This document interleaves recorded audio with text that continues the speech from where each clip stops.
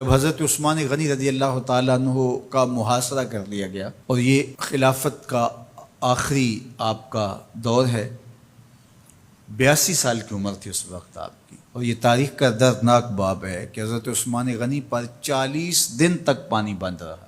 وہ ایک منصوبہ تھا، 3 لوگ 3 مختلف شہروں سے چلے، مصر سے، کوفے سے اور بصرے سے، 1,000 آدمی لے کر، اور مدینہ المنورہ میں پہنچ کر کے حضرت علی المرتضیٰ سے ملے، ام المومنین سیدہ عائشہ سے ملے، کبار اصحاب سے ملے۔ تو جو انہوں نے کہا تو انہوں نے ان کو کہا کہ نہیں، ایسی کوئی بات نہیں، فہمائش کر کے واپس بھیج دیا۔ حضرت عثمان غنی رضی اللہ تعالیٰ عنہ پر اقربا پروری کا الزام عائد کیا تھا، تو انہوں نے کہا کہ کوئی ایسی بات نہیں ہے۔ پھر یہ تھا کہ آپ نے کم عمر گورنر، کم عمر لوگ مقرر کیے، تو حضرت عثمان نے کہا کہ حضرت اسامہ بھی تو کم عمر تھے، حضور نے ان کو اگر مقرر کیا ہے تو یہ تو مثال ہمارے سامنے موجود ہے، لیکن یہ ایک منصوبہ تھا، اس منصوبے کے تحت یہ 3 جگہوں سے لوگ آئے تھے۔ وہ 3 دن کی مسافت کے بعد پھر تینوں واپس آ گئے، تو یہ ایک سوالیہ نشان ہے کہ تینوں کیوں واپس آ گئے، کوئی ایک تو نہ آتا نا، تو یہ سب طے شدہ منصوبہ تھا۔ اور پھر انہوں نے مدینہ المنورہ کو گھیر لیا، اور جس طرح سے بلوائیوں نے حالات پیدا کر دیے، سیدنا علی المرتضیٰ رضی اللہ تعالیٰ عنہ تو شہر مدینہ سے باہر تشریف لے گئے تھے، اور اپنے بیٹوں امام حسن اور امام حسین رضی اللہ تعالیٰ عنہ کو حضرت عثمان غنی کے دروازے پر مقرر کیا تھا کہ ان کو ضرر نہ پہنچنے دینا۔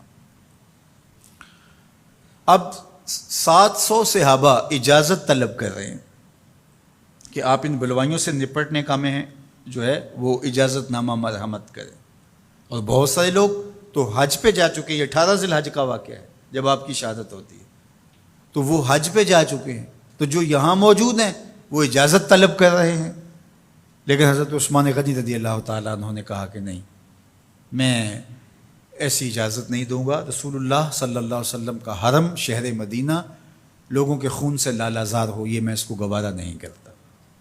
افواج موجود ہیں، اور دنیا کی تاریخ میں آپ کو ایسا نہیں ملے گا کہ اتنی بڑی حکومت کسی کے پاس ہو اور وہ خود گھیر لیا جائے، اس کا پانی بھی بند ہو جائے، اور وہ حکم دے کہ نہیں، میرے لیے آپ ایک قطرہ بھی خون نہیں بہائیں گے۔ بلکہ آپ کے غلاموں نے جب تلواریں اٹھا لی تو آپ نے فرمایا کہ میرا حکم ہے کہ تم تلواریں نیچے رکھو، بلکہ میں تمہیں یہ آفر دیتا ہوں کہ جو غلام لڑے گا نہیں اور یہ میرے سے عہد کرتا ہے وہ آزاد ہے۔ حضرت ابو ہریرہ رضی اللہ تعالیٰ عنہ، حالانکہ یہ پڑھنے پڑھانے والے لوگ تھے، تعلیم و تعلم سے ان کا تعلق تھا، لیکن وہ بھی تلوار لے کے حضرت عثمان غنی کے دفاع میں آ گئے، لیکن حضرت ابو ہریرہ رضی اللہ تعالیٰ عنہ کو بھی حضرت عثمان غنی روک دیتے۔ مالک بن اشتر کہنے لگا کہ ہم آپ کی دستبرداری کے خواہاں ہیں، آپ خلافت سے دستبرداری اختیار کر لیجئے۔ تو حضور علیہ الصلوۃ والسلام کے اس جانثار صحابی نے، حضرت عثمان غنی نے فرمایا یہ نہیں ہو سکتا۔ دستبردار کیوں نہیں ہوئے؟ لگتا تھا یہ سب سے زیادہ آسان تھا، لیکن حضور نے ارشاد فرمایا تھا، اے عثمان، تمہیں اللہ ایک قمیض پہنائے گا، لوگ اس کو اتارنا چاہیں گے، تم کبھی نہ اتارنا۔ تو اس سے مراد خلافت کی قمیض ہے، اور ان کی شہادت کی خبر بھی اللہ کے محبوب علیہ السلام نے دی تھی، اور اگر آپ دستبردار ہو جاتے تو یہ ایک کھلونا بن جاتا، بازیچہ بن جاتی خلافت۔ چند آدمیوں کے پریشر سے خلافت سے دستبرداری کرنا پڑتی۔ اچھا، ایک یہ سوال بھی پیدا ہوتا ہے، چند باغی تھے، ان کو کس طرح کچل دیا جاتا؟ لیکن حضرت عثمان غنی یہ نہیں چاہتے تھے۔ ایک تو یہ کہ مدینے کی حرمت پامال نہ ہو، اور دوسرا پورے عالم اسلام کو آگ لگانے کا جو منصوبہ تھا، 3 مختلف شہروں سے 1,000 آدمی لایا گیا ایک منصوبے کے تحت، اور انہیں لاشیں چاہیے تھیں، اور جو ان کے پیچھے کام کر رہے تھے نادیدہ ہاتھ، ان کا منصوبہ یہ تھا کہ یہاں سے مختلف سمتوں میں، یہ تینوں شہر مختلف سمتوں میں تھے، تینوں سمتوں میں جب لاشیں جائیں گی تو پورے عالم اسلام کو ہم جو ہے وہ خانہ جنگی کی آگ میں دھکیل سکیں گے۔ تو حضرت عثمان غنی ان سازشوں سے آگاہ تھے، تو سب سے اہون اور آسان یہ تھا کہ قربانی پیش کر دی جائے، اور پھر انہوں نے سن بھی رکھا تھا کہ 2 شہید ہیں، شہید تو انہوں نے بہرحال ہونا ہے، تو لہٰذا میں خلافت سے دستبردار بھی نہیں ہوں گا، اور شہر مدینہ کی حرمت بھی پامال نہیں ہونے دوں گا۔ اور تیسری بات یہ ہے کہ میں خود مظلوم شہید کر دیا جاؤں، تو وہ آپ نے یہ گوارا کر لیا۔ تو 18 ذوالحج تھا، جمعے کا ہی دن تھا، اور حضرت عثمان غنی رضی اللہ تعالیٰ عنہ روزے سے تھے، عصر کا وقت تھا، قرآن مجید کی تلاوت کر رہے تھے۔ حضرت امام حسن، امام حسین اور حضرت عبداللہ بن زبیر اور دیگر لوگ آپ کے دروازے پہ پہرا دے رہے تھے، لیکن باغی پچھلے گھر سے دیوار پھلانگ کے آپ کے گھر میں داخل ہوئے اور تلوار سے وار کیا۔ آپ کی زوجہ حضرت نائلہ آگے بڑھی اور ہاتھ سے روکنا چاہا، آپ کی انگلیاں کٹ گئیں۔ پھر دوسرا وار کیا تو حضرت عثمان غنی رضی اللہ تعالیٰ عنہ کا دایاں ہاتھ کٹ کے گر گیا۔ حضرت عثمان غنی رضی اللہ تعالیٰ عنہ نے افسوس کیا اور کہا کہ تم نے وہ ہاتھ کاٹ دیا جس سے میں وحی کی کتابت کیا کرتا تھا۔ پھر اس کے بعد آپ پر 9 وار کیے گئے اور آپ کو شہید کر دیا گیا، اور آپ کا خون قرآن مجید پڑھتے ہوئے اس آیت پہ گرا، فَسَيَكْفِيكَهُمُ اللَّهُ وَهُوَ السَّمِيعُ الْعَلِيمُ۔ تو حضرت عثمان غنی رضی اللہ تعالیٰ عنہ مظلوم شہید کیے گئے، بھوکے اور پیاسے شہید کیے گئے، ظلماً شہید کیے گئے۔ حضرت عبداللہ بن عمر رضی اللہ تعالیٰ عنہ فرماتے ہیں کہ حضور فتنوں کا ذکر کر رہے تھے کہ فتنے ہوں گے، بہت بڑے فتنے ہوں گے۔ تو ایک شخص نے چادر اوڑھی ہوئی تھی اور وہ مجلس واعظ کے قریب سے گزرا جہاں حضور کچھ ارشاد فرما رہے تھے، تو آقا کریم نے اشارہ کر کے کہا اس دن یہ شخص حق پہ ہوگا۔ عبداللہ بن عمر کہتے ہیں کہ میں اٹھا اور جا کے دیکھا تو وہ حضرت عثمان تھے۔ تو میں نے حضرت عثمان کے چہرے کو پکڑ کے تھوڑا سا حضور کی جانب کیا اور میں نے کہا حاضہ حضور، یہ اللہ کے محبوب فرمایا ہاں یہی، جب فتنے ہوں گے تو فرمایا یہ حق پہ ہوگا۔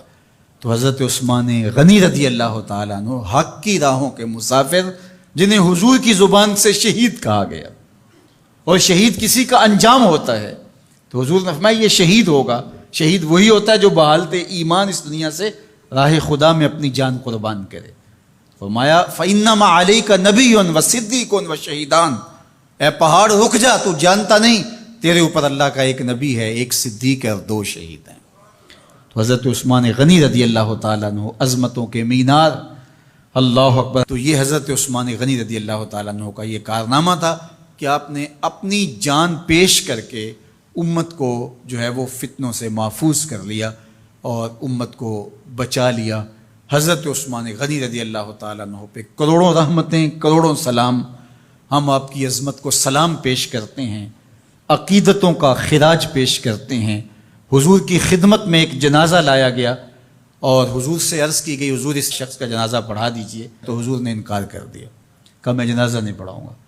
تو صحابہ نے عرض کیا یا رسول اللہ، کبھی ماضی میں ایسا نہیں ہوا، جب بھی کوئی جنازہ لایا جاتا ہے تو آپ جنازہ پڑھا دیتے ہیں اور آپ نے آج انکار کر دیا ہے۔ تو فرمایا یہ شخص میرے عثمان سے بغض رکھتا تھا اور اس کو اللہ نے بھی اپنی رحمتوں سے محروم کر دیا ہے۔ حضور نے اس شخص کا جنازہ نہیں پڑھایا جو مبغض عثمان غنی رضی اللہ تعالی عنہ۔ تو اب آپ اندازہ کیجئے وہ کتنا بدبخت شخص ہے جو حضرت عثمان سے بغض اور دشمنی رکھتا ہے۔ حضرت عثمان غنی رضی اللہ تعالی عنہ سے اللہ کے محبوب علیہ السلام نے کتنی خوبصورت ارشاد فرمائی، میں اس سے حیا کیوں نہ کروں جس سے اللہ کے فرشتے بھی حیا کرتے ہیں۔ یعنی عثمان غنی وہ ہیں جس سے اللہ کے فرشتے بھی حیا کرتے ہیں، اور جو عثمان غنی کا حیا نہیں کرتا اس سے بڑا بے حیا کون ہو سکتا ہے۔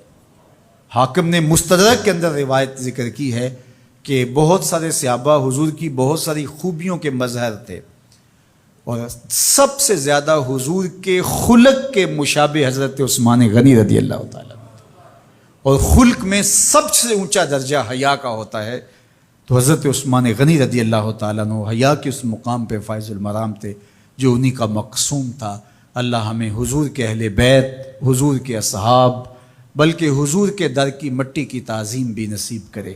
اقبال نے کہا تھا خاک طیبہ از دو عالم خوش ترست، آن خنک شہرے کے آنجا دل برست۔ ہمیں تو طیبہ کی مٹی بھی اچھی لگتی ہے اس لیے کہ وہاں محبوب جو رہتے ہیں۔ تو محبت تو اس چیز کی متقاضی ہوتی ہے، محبوب کی راہوں کو بھی سلامی پیش کی جائے۔ تو جو حضور علیہ السلام کے ساتھ منسوب اتنی وقی نسبتیں ہیں ان کا احترام کیوں نہیں کریں گے؟